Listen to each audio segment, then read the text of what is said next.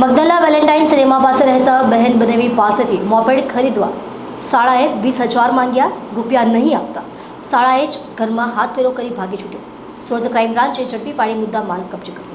Magdalla Valentine cinema પાસે આવેલા સાંઈબાબા મંદિરના પૂજારી પરિવાર સાથે સૌરાષ્ટ્રની યાત્રાએ ગયા. તે દરમિયાન 16,30,000ની કિંમતના દાગીના અને રોકડા 51,000 ચોરીના ગુનામાં પૂજારીના શાળાની સંડોવણી બહાર આવી હતી.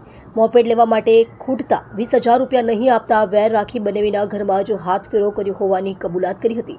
સાંઈબાબા મંદિરમાં પૂજારી અમૃત ડાહિયાભાઈ ભંડારી દિવાળીની રજામાં સૌરાષ્ટ્રના પાલીતાણા, વીરપુર સહિત સ્થળોએ પ્રવાસે નીકળ્યા હતા. તે દરમિયાન તેમના બંધ મકાને તસ્કરોએ નિશાન બનાવ્યું હતું.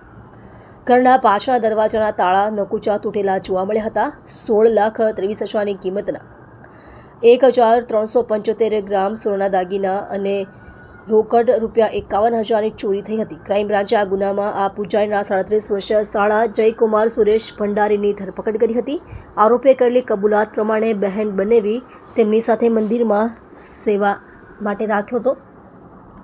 બદલામાં મહિને માત્ર 5,000 રૂપિયા અને રાશન આપતા હતા. તેને ઘર માટે મોપેડ લેવી હતી, તે માટે 20,000 ખૂટતા હતા. તે આપવાનો ઇનકાર કરી દીધો હતો. દરમિયાન બહેન બનેવી સૌરાષ્ટ્રના પ્રવાસે ઉપડ્યા ત્યારે પક્ષીને દાણા અને અગાસીના બગીચામાં પાણી નાખવા ચાવી આપતા ગયા હતા. જોકે મોકો મળતા જ ચોરી કરી લીધી હતી. મુરા પોસ્ટ વિસ્તારમાં એક ઘરફોડ ચોરીનો ગુનો દાખલ કરવામાં આવેલ, જે ગુનામાં મગદલા ગામમાં એક અમૃતભાઈ ડાયાભાઈ ભંડારીના ઘરમાં 137.5 ગ્રામના દાગીનાની ચોરી થયેલ, જે કુલ મુદ્દામાલ 5,33,250 રૂપિયાની ઘરફોડ ચોરી થયેલ.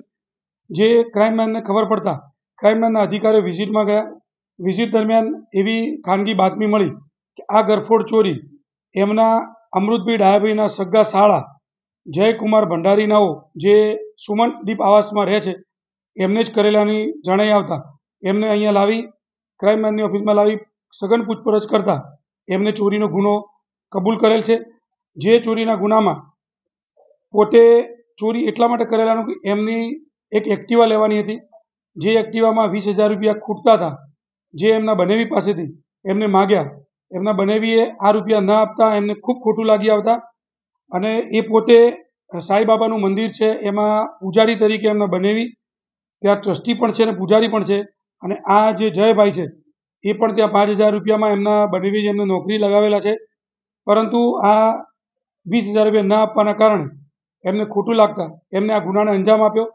અહીંયા લાવીને એમને પૂછપરછ કરતાં મુદ્દામાલ બાબતમાં પૂછતા એમને મુદ્દામાલ એમના સુવંદીસ આવાસમાં બેડરૂમમાં જે અભરાઈ છે અભરાઈના ખૂણામાં કાણું પાડી અને ત્યાં મુદ્દામાલ સંતાડી ઉપર સિમેન્ટથી બંધ કરી દીધેલું હતું. જે ક્રાઇમની ટીમ પહોંચતા એમને જાતે આ મુદ્દામાલ બતાવી અને મુદ્દામાલ રિકવર કરેલ છે. જે મુદ્દામાલ ટોટલ 249.78 ગ્રામ એટલે કુલ્લે 16,22,000 રૂપિયાનો મુદ્દામાલ કબજે કરેલ છે. જે ફરિયાદીને હતું કે 5,33,000નો મુદ્દામાલ છે, પરંતુ એ મુદ્દામાલ 16,22,000નો ટોટલ મુદ્દામાલ રિકવર કરેલ છે અને ગુનો